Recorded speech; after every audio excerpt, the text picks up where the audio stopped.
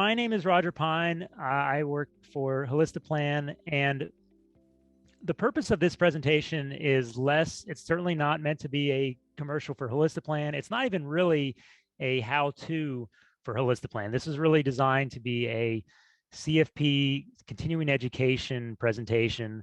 We are going to go through some content, and we are absolutely going to be showing it on our system, because that's an excellent way to demonstrate some of the things that we're going to be talking about. But if you have questions about Plan, the product itself, you can put those up in the chat. That's fine. One of my colleagues, Ben Birkin, is going to be there to answer questions.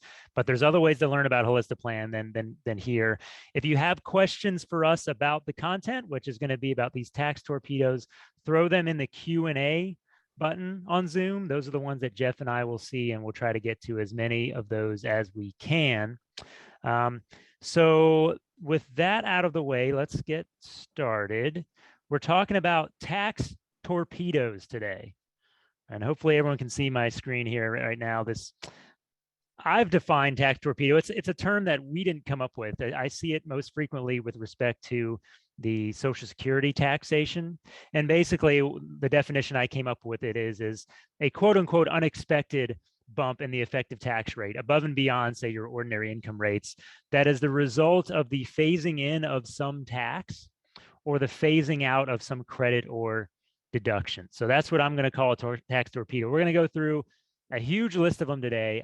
I said at the outset that we're covering all of them. Jeff can tell me if I missed any, or the crowd can tell me if we missed any at the end, but we're going to try to hit as many of them as we possibly can. I mean, so effectively, Roger, right? It's any credit or deduction or surtax that's either phased in or out, respectively, right, by income, right? It can ultimately create that. And I just to insert my own 2 cents here before you kick off, I just want to focus that ultimately, when we're talking about tax planning, people focus a lot on the quote unquote bracket. At the end of the day, it's the rate, the tax rate that matters. And that's all that Roger's talking about here, right? Is ultimately, what is the true rate on that? And any cost of adding income to someone's life is effectively a rate increase. So we're going to focus today. I know I've seen some of what Roger has in store for you all. It's pretty awesome. But it's all income tax, or mostly income tax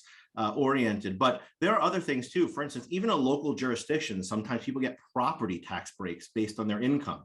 If you do a Roth conversion, you push somebody higher, it's not increasing their tax rate, but effectively it's a true tax, like your rate, the amount of dollars you pay more in total expenses, income taxes, Medicare planning, property taxes, that is ultimately what should drive decisions, not just the bracket. So when you're talking to clients, use that word, rate. Try to emphasize the rate as the driving factor in your conversations. Again, not brackets, etc. And I think it'll help drive home these conversations. So Roger, sorry, back to you. No, I love it. I love it, Jeff. It's great. Actually, let me show something before I go to those slides. Let me show something, because this is going to kind of set the table for how we present a lot of these concepts. So what I have on screen here is the Plan scenario analysis screen. I'm not going to spend a lot of time explaining what we do, but this is where we build scenarios. We build what ifs, because as advisors, a lot of the time, we're maybe sitting with the client and saying, what happens if I bring income into the year or push it out of the year using a Roth conversion or a deduction strategy, something like that. And that's what we can do with a scenario analysis tool like this. Other tools are BNA is another product, Tax Tools is another product, but that's what we do here. But if you want to be able to show, all right, how much can I add before a thing happens, like these tax torpedoes? That's where we have a screen called the range calc screen. We never came up with a cooler name for it. This is just an example of someone with no income at all. And basically, as I add income, what this screen is showing, we're going to go back to this a million times today.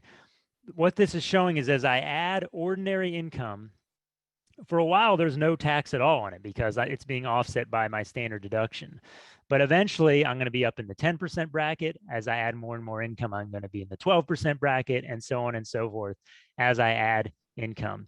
What a tax torpedo is, I'm going to give away the ending right now, is a situation like this, where Social Security, which we'll talk about in a second, not only am I adding income when I add income, not only is that adding ordinary income that's hits my ordinary income brackets, but I'm bringing Social Security from not taxable to taxable. And this is a case where this is your torpedo, where maybe unexpectedly, if you're not watching these extra little things, you may not realize, hey, I'm not really in the 12% bracket. The effective rate on that next dollar of income I added here is in fact 22%.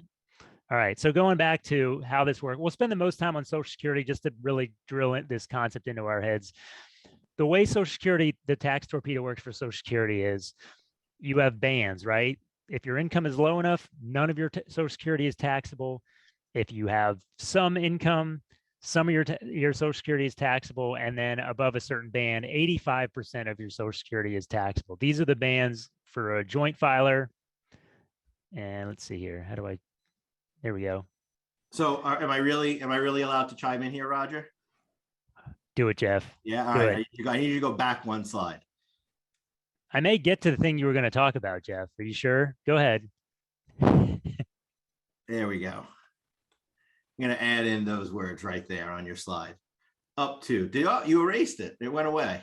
Oh, sorry. I don't know. Whatever you're trying to write on my screen didn't work. What are you trying to say?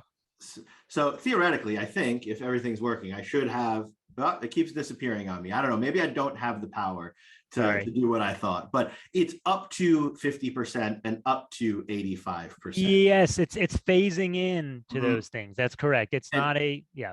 Yeah, and the reason I wanted to highlight that is one of the most common mistakes I see or confusion points of advisors when we're doing let's say presentations or whatnot. You might find like, well, wait a second, this is not 50%, this is not 80, like it's only 60%. How is that? Well, it's because it's phased in. It's up to 85%. So as you continue to add more income, it goes up to those amounts, but it's not, there's actually a lesser of formula for both the 50% and 85% range, where it says effectively do this more complicated formula, and if it's less, then you can do that. Or if this more complicated formula is more, you're capped at as much as 50%, or you're capped at as much as 85%. So just wanted to put a note on that. Good point. Good point. And there are different brackets for individual filers. If you're married, if you file married separate, but you're living together, they just say, look, you're in the highest bracket. That's the way it works. And so like all these other kind of torpedoes we're going to talk about, we have brackets. And then there's also the definition of what is income in this case. And Social Security has its own version, which is all of your other income besides Social Security. Add back in your tax-free interest on your muni bonds, and then add back half of your Social Security income. That gets you your number, and then that's what you do to compare these brackets. And then like Jeff was saying, there's more math to actually do to figure out how much you're in each of those brackets as you're phasing in towards that 85% level. And so just going back, hey, your up to showed up on my screen there, Jeff. How about that? That's on the screen I didn't want it to show up on. Yeah, hold on. There we go. There you go. So actually, this is an example here, I think, of an extreme case where this client is in the 22% bracket already for ordinary income, but because their Social Security is still phasing in and it's at 85%, you tack on another 85% of 22%. And then so your total effective rate for another dollar of income here is over 40%, which could be kind of shocking for someone looking to do a Roth conversion for someone in a quote unquote low tax bracket. You're actually getting hit. Even down here, you're actually not in the 12% bracket at all. You're effectively in a much higher one. So that's Social Security.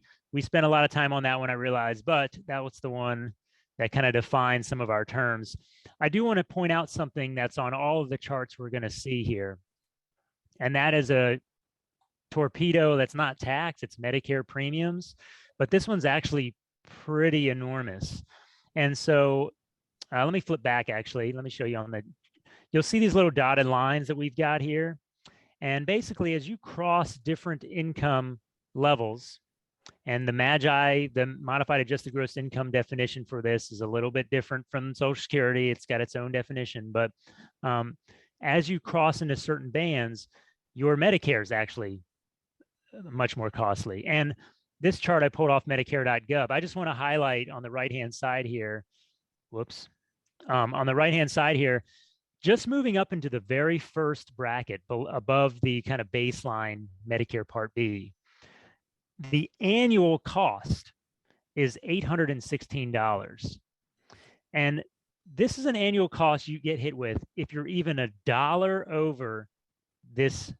This is not a phase in, right? This is like if you're a dollar over that level, you pay an extra $816 per year in Part B premiums. And so that's an 81,600% effective rate on that next dollar of income, right? So we have to be extremely careful to watch for those if we're bringing income into a year through a Roth conversion or something like that. It can be very costly. And in fact, like at the extreme at the bottom there, you can see $6,939 extra cost in Medicare Part B if you're all the way in the highest bracket. And by the way, I saw that once. We had a year where clients were doing some mega Roth conversions for various reasons, and there was actually a case where someone wrote an enormous Roth conversion check. It wasn't Peter Thiel; he was not my client, but one of these people with an enormous Roth conversion, and they actually kicked him into the highest Part B premium, and we just had to factor that into our math. Part D is the same thing, by the way. Just keep that in mind. It's a smaller impact, but you tack that onto the Part B premium increase as well. All right, medical deduction phase out. So the way that one works is, let me flip over to that one. Well, let me show you the math. So the medical deduction phase out, to my knowledge, Jeff, it still is 7.5%, despite everyone's best efforts to kick it up to 10%. It's just never happened. There's an AGI floor. So you can only take a deduction to the extent that your medical expenses are above 7.5% of your AGI. And so here's another phase out, right? As you add income, as you add to that AGI, that floor slowly rises, not by a lot, right? You add $1,000 of AGI, the floor moves by $75. That's going to impact your ultimate tax bill as you phase out this deduction. The impact is small, right? So here I have it at the bottom, this example, $1,000 AGI, every $1,000 of income you add, you're reducing the floor by, or raising the floor by $75. And so the actual tax impact is that times your marginal bracket. So not huge, but it phases out over time. And so what the chart looks like, it may be kind of hard to see this kind of turquoise color, but you can see it's kind of phasing out over a long period of time. And the impact of the phase out grows as your marginal rate increases, your bracket increases. And then it goes away all of a sudden, very quickly.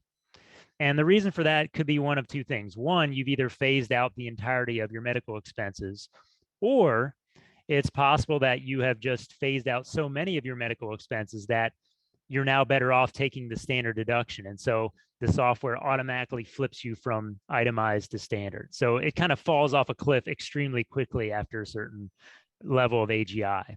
You know, a related torpedo that I don't think we're talking about today, but that is also geared to this medical expense exception, would be for those who are looking to use the medical expense exception for, let's say, retirement account distributions, right? Like they're as you have that, you're potentially taking more and more and on the. Never mind. Just go ahead. You do you, Roger. Well, I'll give you one related one, which I did not actually prepare, just because it's a little bit too finicky to try to model because there's so many differences state by state. But that's the ACA, the Obamacare credit. Yes, exactly. Which is in fact, I mean, I should have included it because it can be pretty drastic, but that one is also impacted by your income. That it's a little bit different in 2021, but it's still impacted by income. Honestly, I probably should have included that one, but yes, that's one that we're not going to see a chart of, but similar deal where it's a medical related thing where income impacts it.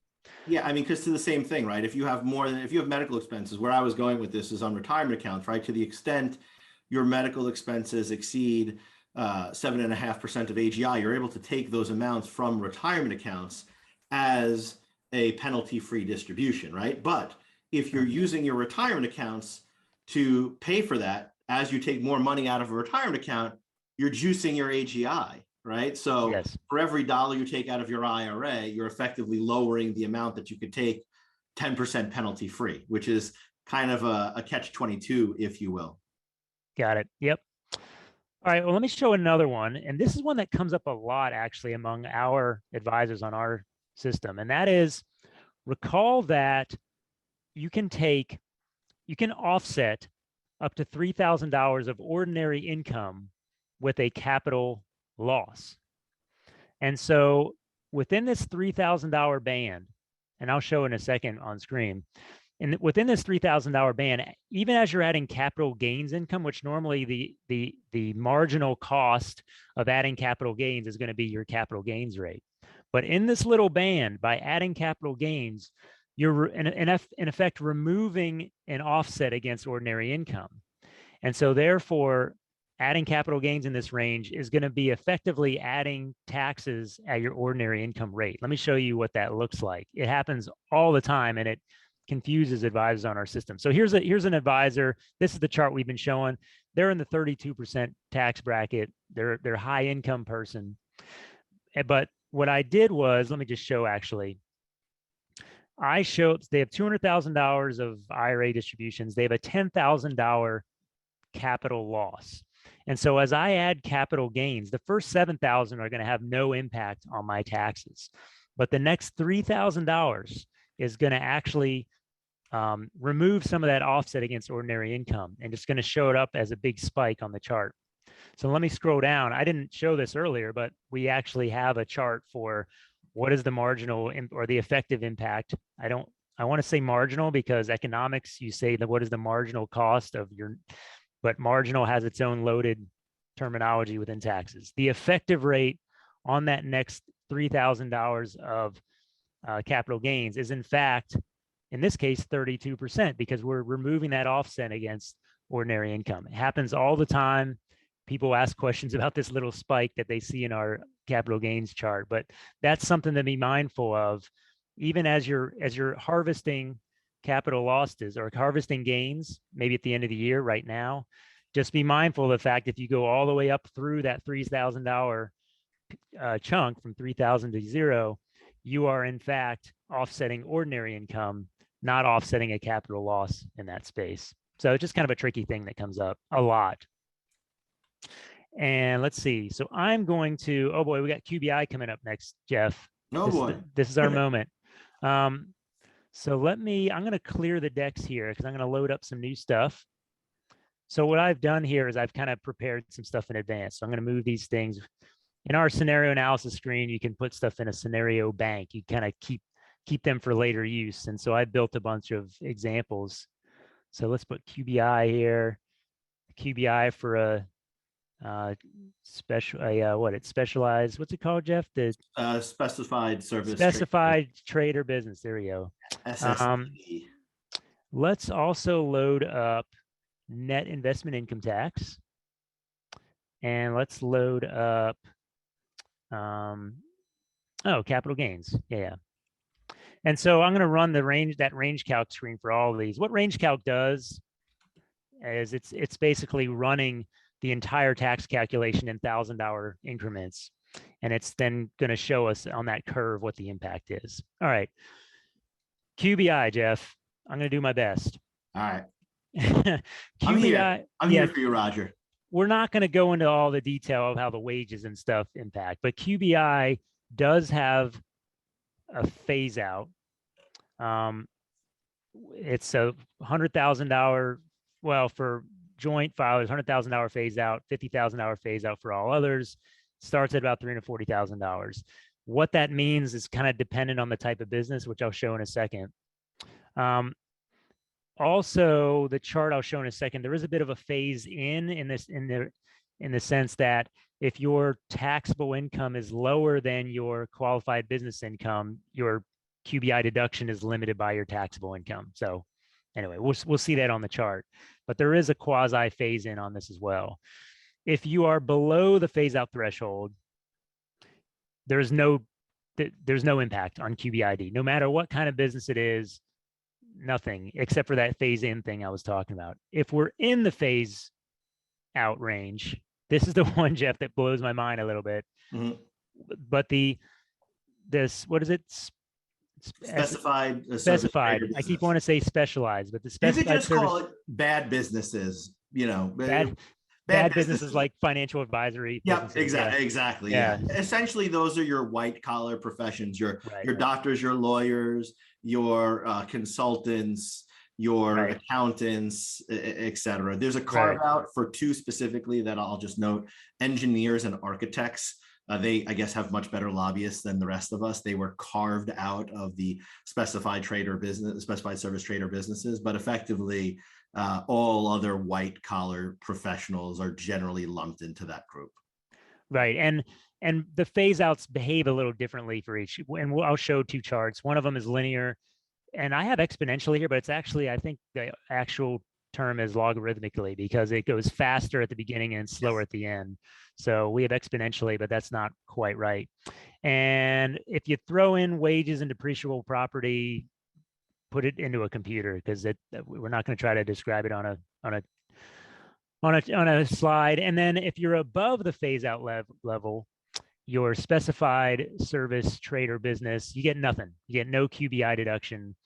Otherwise, if you're regular, this is the crazy thing, Jeff, where if if both of these two calculations, wages and then 25% wages, and then all qualified property, the basis and all original basis, right, Jeff, on all qualified property. Mm-hmm.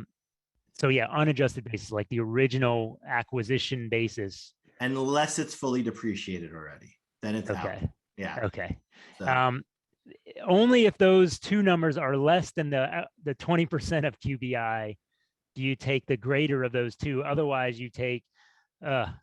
All right, I'll pop in here for a second. Do So, it, Jeff. all right, so the way to think about this is, as Roger said, there's a standard, think about it as a standard deduction, right? Not your typical, like the standard deduction, but there's a standard way of calculating this deduction. 20% of the lesser of taxable income or your combined qualified business income, right? That is at the heart, the simple way of calculating this. Which of those is less? Do you have more business income or more taxable income? For someone who only works, let's say you have a sole proprietor client who makes $100,000 of sole prop income, and that's it, that's their only income. Well, their taxable income will be less because we're going to have their standard deduction, et cetera, that's going to come off. And their business income will be higher than their taxable income.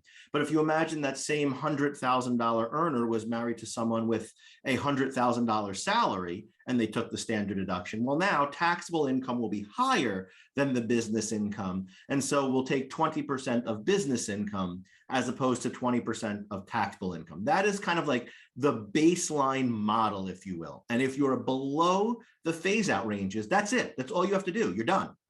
Which of those is less? 20% of taxable income, 20% of business income, and you're done. Now, if you are within the phase out, it's kind of a mishmash. We'll get there, right? But let's go to the opposite extreme. You're above, you've gone through the phase out, which for married couples is $100,000 if they file a joint return. For everyone else, it's $50,000. Once you're above that, the easiest way to think about this deduction conceptually is your deduction is still gone. It's phased out. You're above this phase out range. And the explanation I use as far as these two tests you see here, the 50% of wages or the 25% of wages plus the 2.5% of unadjusted basis, is to think about as you begin to go above this phase out range, your deduction begins to float out to sea. It's gone. It's floating away from you. And once you get above this phase out, you've moved through the phase out range, it's out. You've lost its deduction. It is fully floating out to sea. But if you are a non-specified service trade or business, what Roger refers to here as a regular business, then you can send a lifeboat after your deduction that is floating away. You can go to save it. Now, how big of a lifeboat you can send to bring back that deduction depends upon these two tests. So your lifeboat is the larger of 50% of wages or 25% of wages plus 2.5% of property. Whichever of those is larger determines the size of the lifeboat you can go send after that deduction. Now, ultimately, if 50% of wages is $1 million, let's say your business pays $2 million, but that deduction that's kind of floating out to sea is only $100,000, well, that's all you can bring back, right? If 5 people go overboard, you could have a lifeboat that fits 100, but you're not putting more than 5 people in there because that's it. So the way to bring back that deduction, the life ring, the life raft that you can send out, is determined by the size of these two tests. It's the conceptually for advisors, it's the easiest way I found to think about this is, again, once your income begins to go above that phase out range, your deductions floating away, how much of that we can bring back. Now, if you're an SSTB, a specified service trader business, you're on a ship without lifeboats. That's it. It's gone. Like once those deductions float out, that's it. You can't save them. But if you're a non-specified service business, you check those two tests. Which of those is larger, 50% of wages or the 25 plus 2.5? And that's the size of the life raft we can send to save our qualified business income tax deduction. Now, for some of you, you're like, I totally get it. For some of you, you're like, that is the most ridiculous analogy I've ever heard. And if it helped a couple of you, we'll call it a victory. So, well, that's it. Roger, back to you, buddy. Great work, Jeff. I think it's a good analogy. I think it's good. And let me just show these guys. So here is here's that phase. Here's a phase in where my taxable income was lower than my QBI. And so as again, remember in this chart, we're just adding ordinary income. Eventually it reaches the point where my taxable income is greater than my QBI. And so the full amount is phased in. Here is where that my QBI deduction is phasing out. And this is for a quote unquote regular or non-specified service business.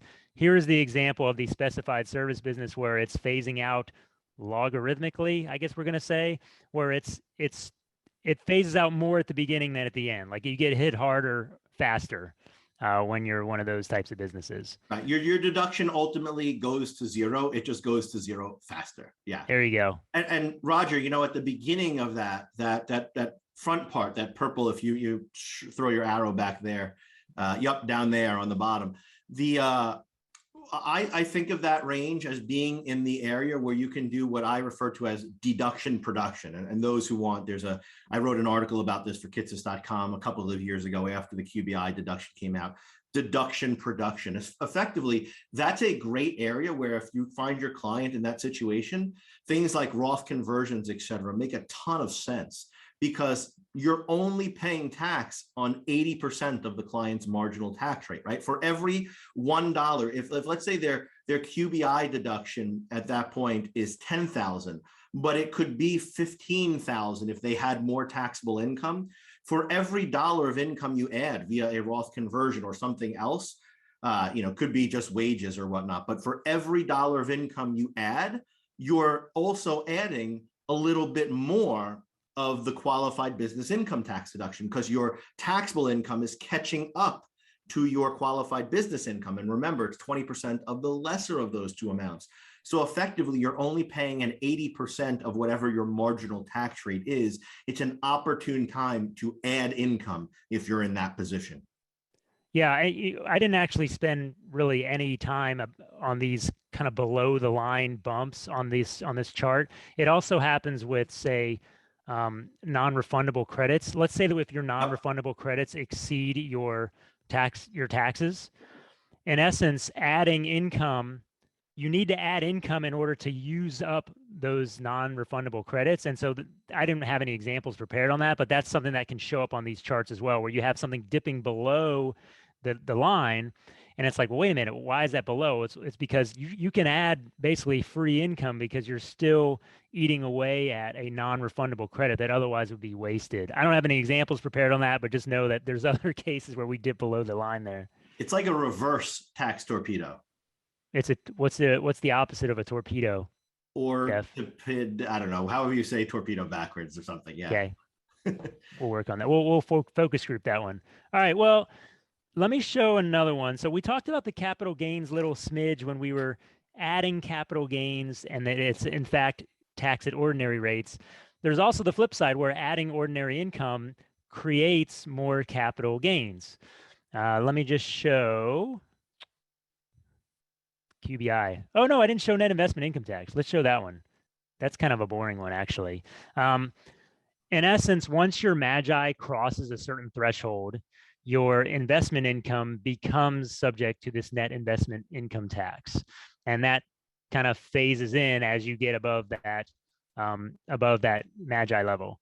And so here's let me just show let's see, this net investment. This guy had $100,000 of income, had a long-term capital gain of $10,000. And so as I add, and this is a single filer, as I added income, eventually their MAGI crossed the threshold. That is $125,000. No, $200,000, sorry. And then you'll see the width of this little bump is in fact $10,000, 91,000 to 101,000.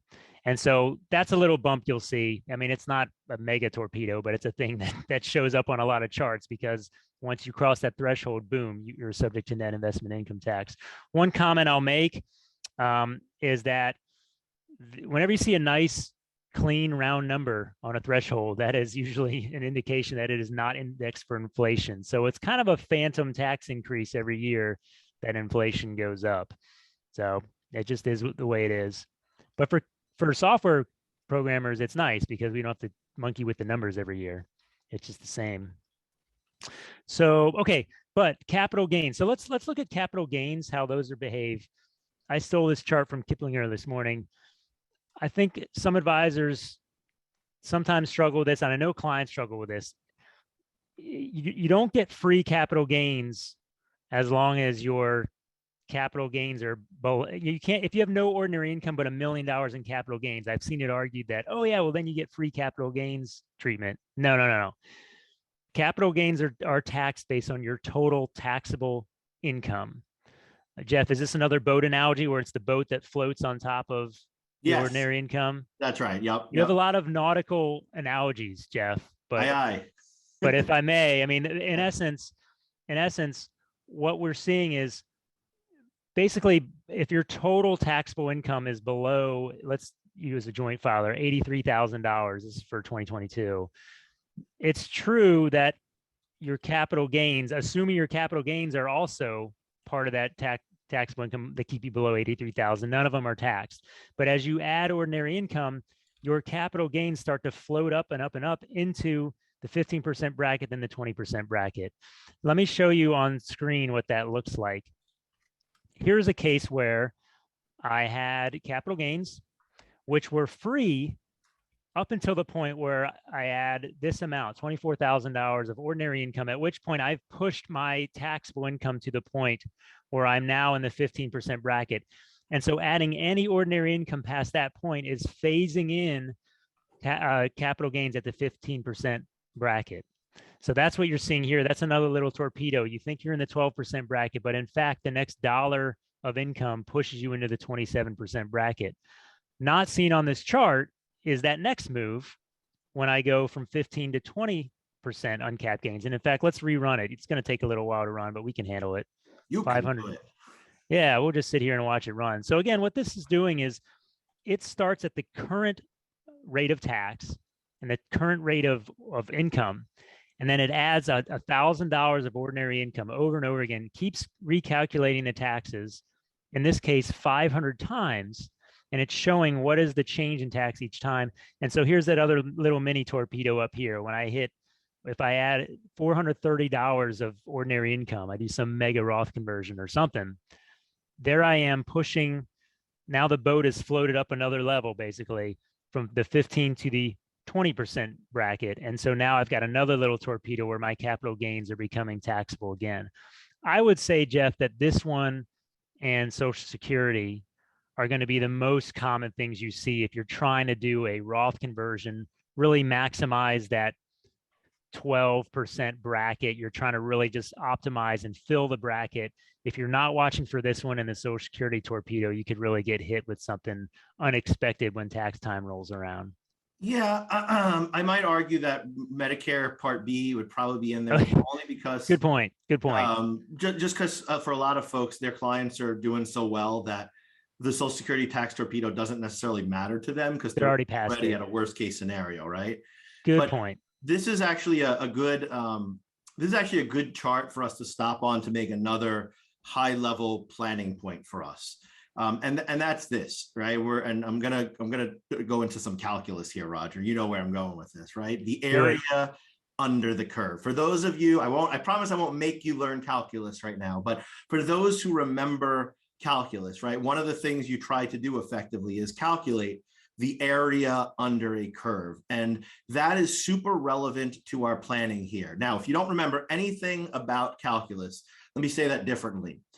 Pay a lot of attention to large plateaus that are spikes and less attention necessarily to small spikes in marginal rates. And so, Roger, hopefully this works here. Can you see my doodling at the top of the screen? Yes, it's lovely. Okay, you can clear that. I'll let you clear my doodling. And now that I know you can see my doodling, I don't know how to clear your doodling. You're on your own on that, pal. I'll clear my doodling. There we go. Oh, somebody else cleared it for us. Okay, perfect. So let me go ahead and start drawing again here. So if we look, right, this is someone here who we see a little bit of a tax torpedo. But if we knew that this person was going to have a much higher, maybe this was a particularly low income year for this individual, right? And so we were thinking about doing conversion. And normally they find themselves perhaps, let's say, in this bracket here, like a 32% bracket. But this was an unusually low income year. Well, I've seen some advisors talk to clients and be like, "Wow, we don't want to do that conversion because look, we would have to go through this high marginal spike in this area."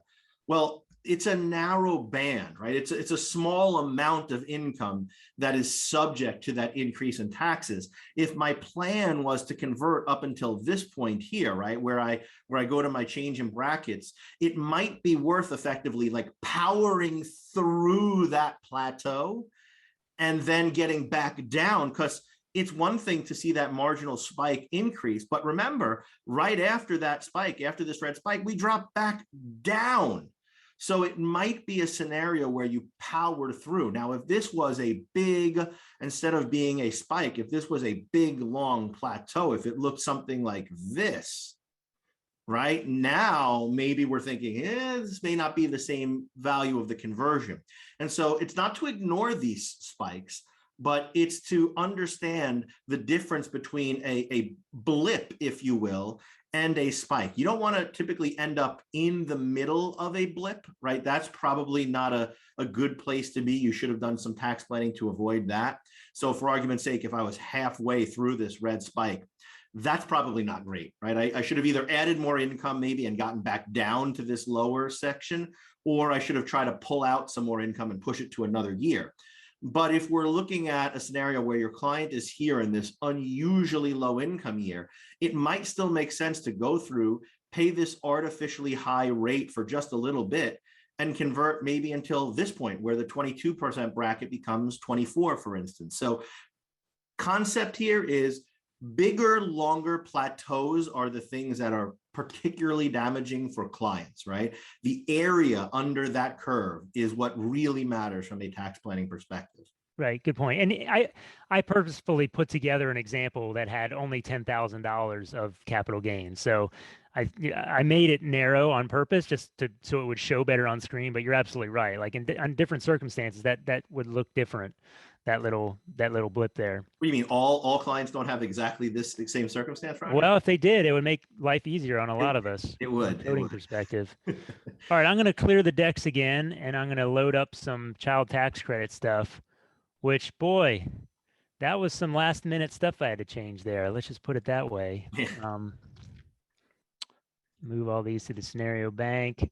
So, while you do that, I'll kind of ad lib here on the child tax credit. What's interesting here, and for those who didn't see over the weekend, Senator Manchin went on Fox News and really, to continue the word usage, torpedoed the Build Back Better Act. I mean, really went and it was pretty ugly from a Democrat's perspective. If you're a Republican or you're conservative in tax policy, you're probably very happy. But the big thing here is that the child tax credit is only in place. The enhanced one is only in place for this year, but historically, there's actually been some bipartisan support to move that forward. And that's been a priority for Democrats. So it's possible that if Build Back Better Act doesn't pass, maybe Democrats move a child tax credit only bill and look for support from, let's say, a Marco Rubio, who had previously said he would vote for something like that. Now, maybe he goes and says inflation wasn't what it was when I said that. All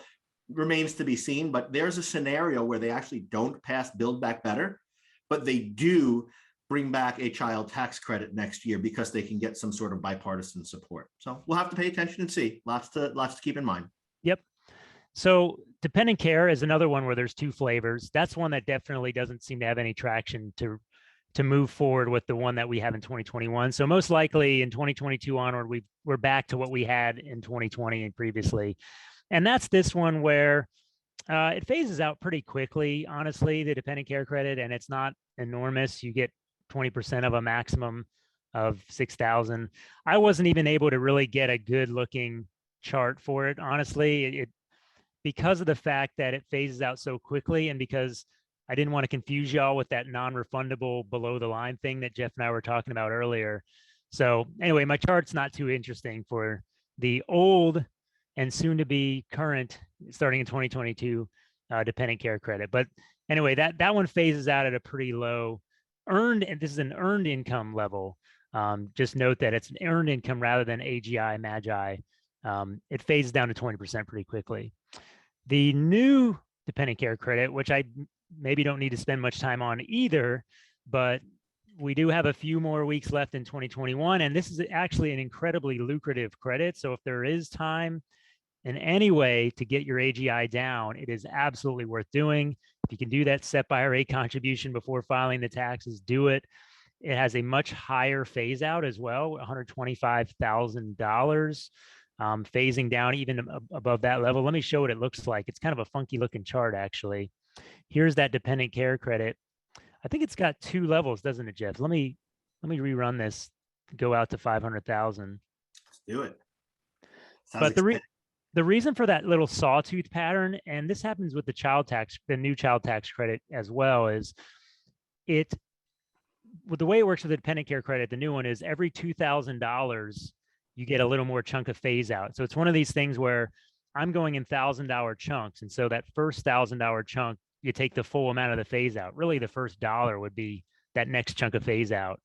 Then the next $1,999 of income really has no impact because it rounds up in these $2,000 chunks. So that's why you have this sawtooth pattern.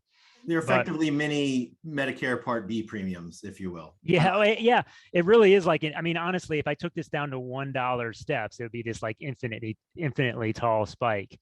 But Roger, this is a Holistic Plan Support chiming in. If you open up the what does it mean tray on the right. Yes.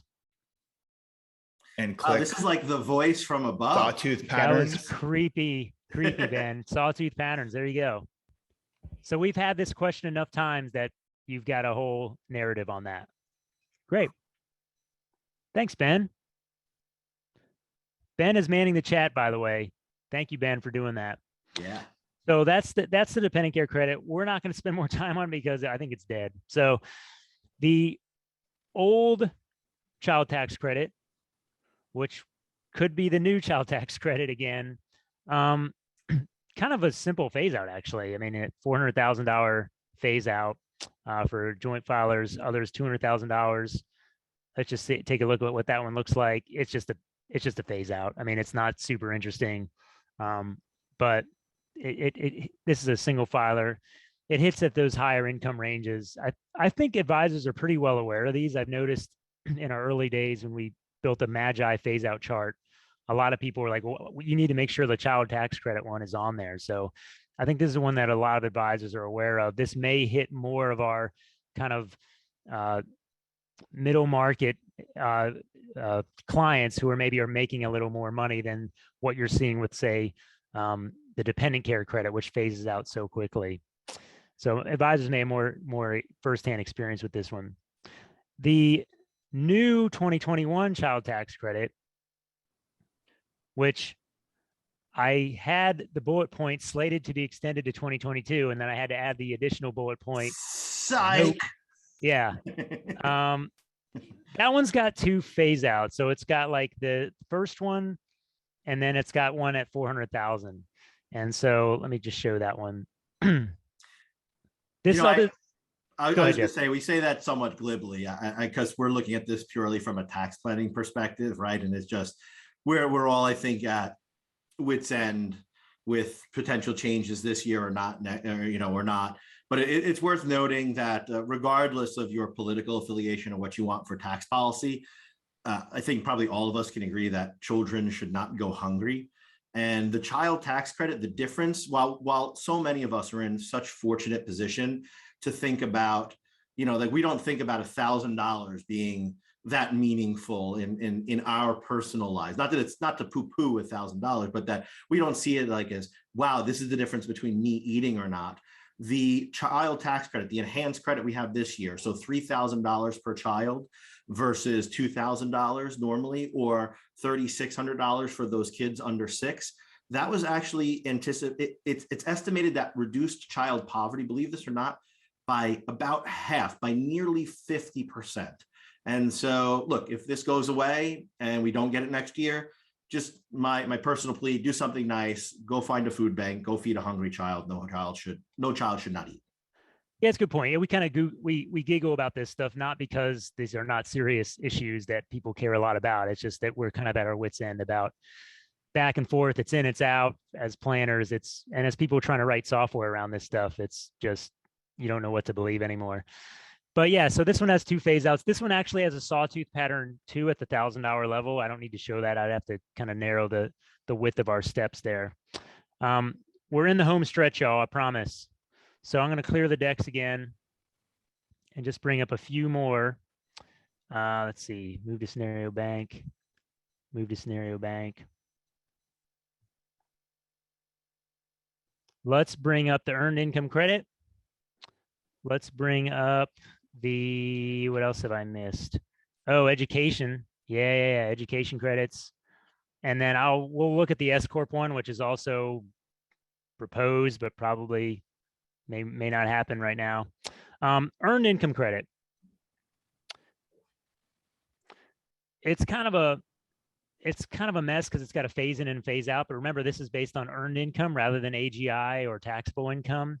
Not something a lot of advisors deal with. I think we don't see a ton of returns that have earned income credits on them, but it does happen, and it's worth understanding how it works. It does phase in and then back out. Let me show you kind of what that looks like. That's a refundable credit. And you can see, by the way, the phase ins and outs are based on the number of, if you're married or not, and the number of children that you have.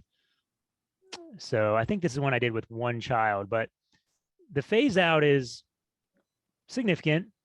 It happens, at a bad time, which is when you're at a low bracket. So that's just something to watch for. I don't know if there's a lot of planning you can do around it, because we as advisors don't have a lot of control as to whether someone is impacted by their earned income tax credit or not. So I'm kind of going to move beyond that one. Savers credit. Much to my shame, I won't have an example to show you for that. We don't calculate the savers credit in Holistic Plan, not as of yet, because I don't have a way for us to record what are your contributions to retirement accounts. Wouldn't be hard to add. It's just not something we've added thus far.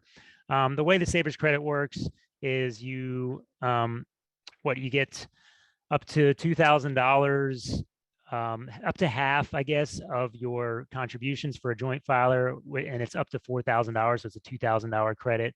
And you can see that phases out to zero at $68,000 married filing jointly. Again, not one we see a lot within Holistic Plan and the returns we see uploaded, but it does happen. And like Jeff was saying with the child tax credit, for someone who is in these AGI brackets, an extra $2,000 is not a small amount of money to encourage them to start saving for retirement. Also, not going to be able to show you adoption credit. Again, it's just we would have to add a field for qualified adoption expenses, and then we'd be able to show a calculation of credit. We don't have that field in our system at present, but for advisors who work in this space. I know we have a couple advisors who actually do work with quite a few clients who actually deal with the adoption credit. And so they're aware, make sure it's on your cheat sheet that there is this phase out. And it's pretty narrow, frankly. It's only a $40,000 phase out there between the two extremes. And all right, let me show education credits. There are two of them. There's the American Opportunity Credit and there's a Lifetime Learning Credit. Which one used to be the Hope? Is that the American Opportunity Credit rebranded? Used to be the Hope Credit, Jeff? Yes. Or maybe the other way around? Yes. No, I think you're correct. Right now in 2021, the phase outs are the same. It used to be that they were misaligned slightly. The American Opportunity Credit has a portion that can be refundable, up to 40%, I believe, can be refundable. And then there's a portion that's non-refundable. The stuff we're going to show in our chart, we don't care about the refundable or not because we're going to be up in a higher bracket. But just know that the American Opportunity Credit, if eligible for it, you can actually make that refundable. Let me show you what that looks like. I modeled this client who has $100,000 of wage income. And then down here in education credits, I said that Bobby spent $20,000 on education, not eligible for the American Opportunity Credit. I think you only get 2 years, Jeff. Is that right? 4. Oh, is it 4? Okay. And then Sally, I said, is eligible for the American Opportunity Credit. So we're going to see a chart with both of them mushed together. And that's this one here. Oh, I guess I ran it for 2020. Let me see. Did I run it for 2020? 20. Okay. I ran it for 2020 when the two were misaligned. The phase outs were misaligned for the two different credits. And so that's why you see two bumps. One of them, the Lifetime Learning Credit, is this one. And then the American Opportunity Credit, which has a refundable and a non-refundable portion, is here. If I were to switch this to the year 2021, they would be stacked on top of each other. It'd be an even taller little chart.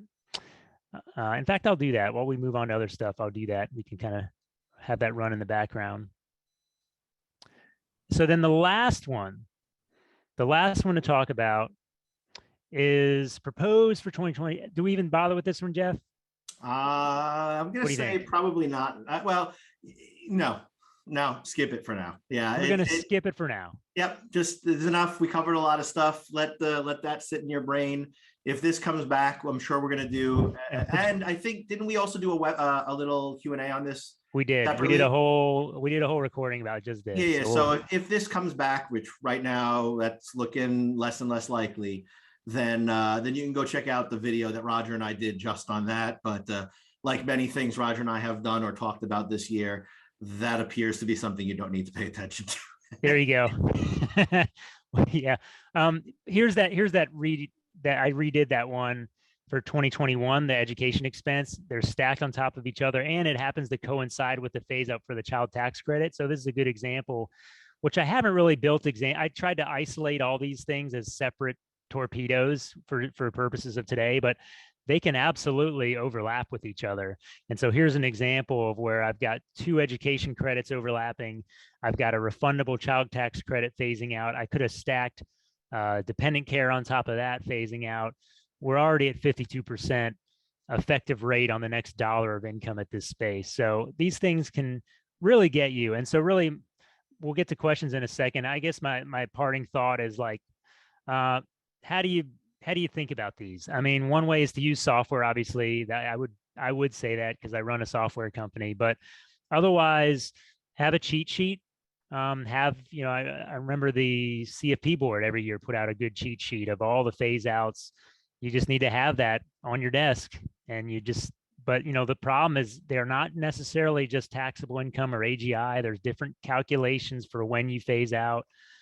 So good luck if you're trying to do that by hand or build some models within spreadsheets. You're being kind. You need use software. I mean, use software. Yes. That's what software is built to do. It can do that without getting tired. So let's pop open I'll stop sharing and we can see our faces, and then I'll pop open Q&A.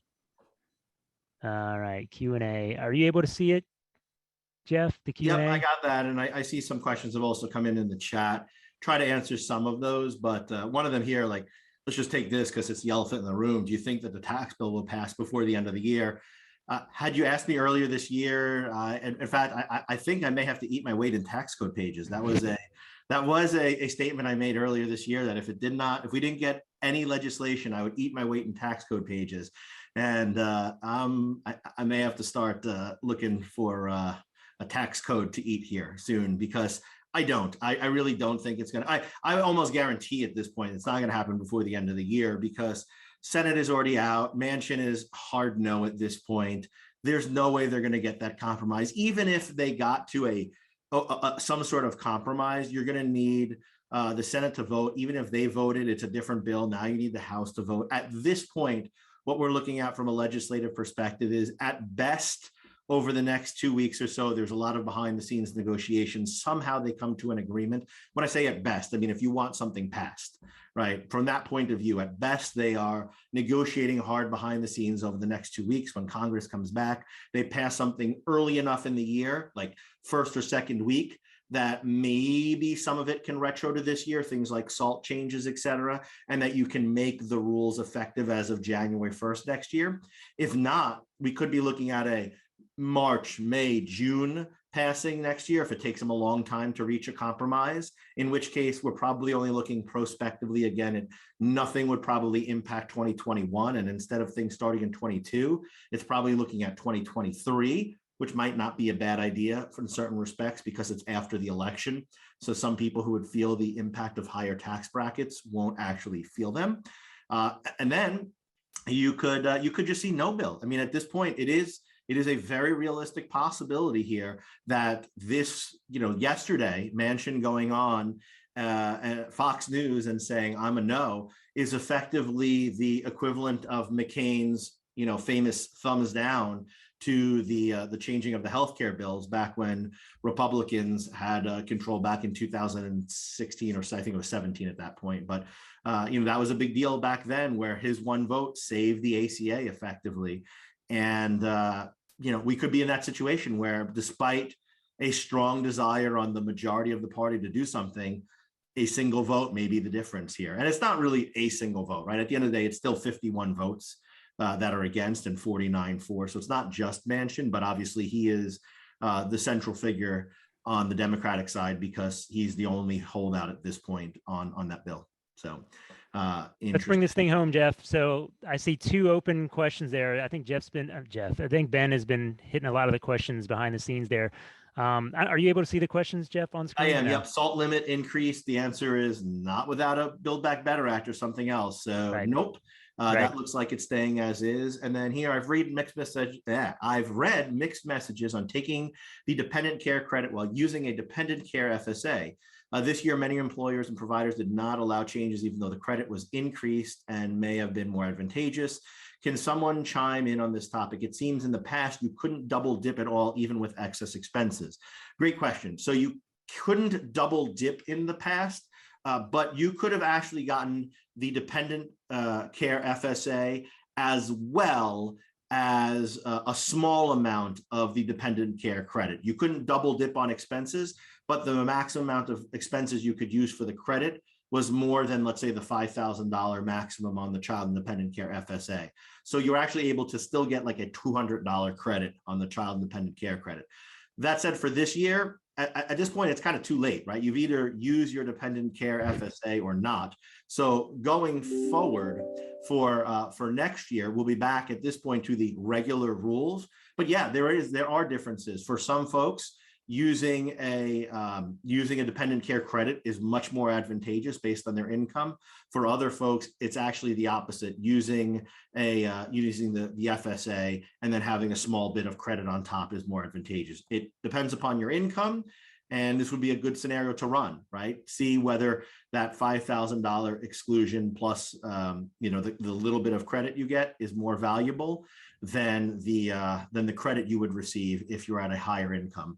Generally, for those with higher income, the DC FSA is probably your better bet.